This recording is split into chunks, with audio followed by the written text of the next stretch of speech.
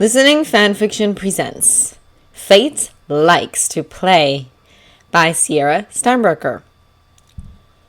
Based on the movie series How to Train Your Dragon from DreamWorks Animations.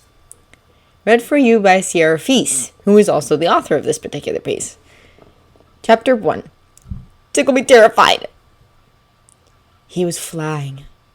Forest sped past beneath him as he soared into the wind, letting it blow around his cheeks and through his hair.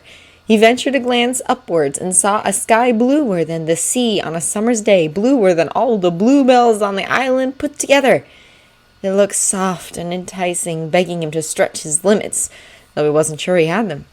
Hiccup tilted his hands toward the expanse of freedom and began ascending into and through the layers of blue. The first layer was the bluebell blue, and the flowers brushed the exposed skin of his hands, face, and foot softly as he rose through it, gently so as not to disturb the petals. He maneuvered with his foot until he was swooping in large circles above the bank of blossoms and dipped his hand down into them. Soft as rabbit fur, and 5 times prettier than any picture could do justice. He let the tiny flowers sift through his fingers and join their friends below him. A flick of his hands and he was hovering upright, with his toes only inches above the carpet of tiny blue trumpets and his head barely brushing the next layer. A gentle kick, and he slid through the next layer. It tickled as he rose up because this layer was made of feathers, but not all from the same bird species. Dozens of different colors blended beneath his eyes into a shifting mass of every kind of blue imaginable. Hiccup flew with his heel just grazing the surface of this new floor and giggled as the feathers tickled the bottom of his bare foot. Then the feeling became more insistent, and he began twisting from the force of his laughter. The abrupt, uncontrolled movement sent him tumbling down out of the sky and into his bed, with his favorite and least formal manservant sitting at the foot of it, tickling his foot with a feather to get it to wake. The servant smiled at his master, also his favorite. "Too big of a day to sleep away, your highness," he grinned cheekily at the prince. "Exactly why I need to stay right here," moaned the young man in the bed as he drew his remaining foot into the warmth of the covers and away from the torture of his manservant Mark. "Gods, I hate court." But it's not just today, sire," jabbered Mark as he pulled open the curtains to the window and threw a batch of raw sunlight over the now flinching eyes of his royal charge.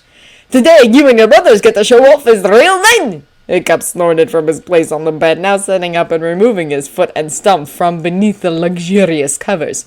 "Oh, come on, it's not every day a man turns 16. "Yes," groaned Hiccup as Mark handed him his prosthetic. He strapped it on and walked to the wardrobe where most of his clothes were kept.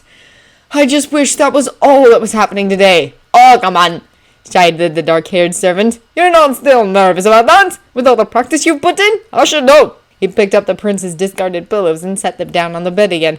"I'm the one who had to fetch all your arrows." "You didn't have to do anything," commented Hiccup from behind the changing screen. "Your dad wanted to see you shooting, not picking up what you were shooting. Now get dressed and cleaned up. I'll be back with breakfast." Mark exited the room just as Hiccup came out from behind the screen. The mirror began its assault of his short, scrawny frame, ganglier than a colt, thinner than a string bean, and missing a limb to boot. Honestly, you'd think he'd take after his 2 older brothers, even if they were 2 and 6 years older than him. But no, they apparently got the showy muscle gene, and he hid behind a mind no one appreciated. Well, at least he could joke around with Mark. He actually understood the prince's humor. And as the youngest son, his clothes weren't much to look at either. The tunic was green, a step up from the browner tones of the town folks' daily garb, but the only ornamentation was the gold clasp holding the fur cape around his shoulders. The crest of his family, although polished just the day before, was still just the plain line with a diadem on its head and a hammer between its paws. His brothers had clasps with rubies in the lion's eyes and silver inlay in the diadem. Those had been gifts to them from him last Christmas. But even with the clasp, it wasn't an eye-catching ensemble. He'd hoped to look at least acceptable when his bride showed up later today. Mark came back in the room with the tray, and, surprisingly, the prince's weapon complete with sheath and belt over one arm. It was an unusually fine weapon, tempered steel with a bit of gold filigree laid into the handle. The pommel was a polished black marble held in place by a cage of steel wires, with the occasional silver one woven into the mix. Most people never bothered looking at him long enough to notice the finer details of the blade, but it was quite lovely if he did say so himself. Thor knew how long it had taken to get the thing right, and he would know he made it.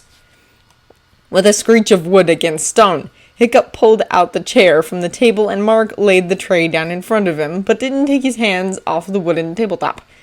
He looked his friend and Prince straight in the eyes. Hiccup cocked an eyebrow with a stare.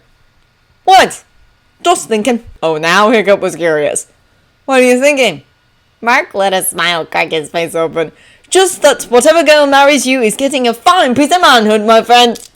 Hiccup swatted at the already ducking servant and watched as his friend dodged out of the room, leaving him to his breakfast and brooding.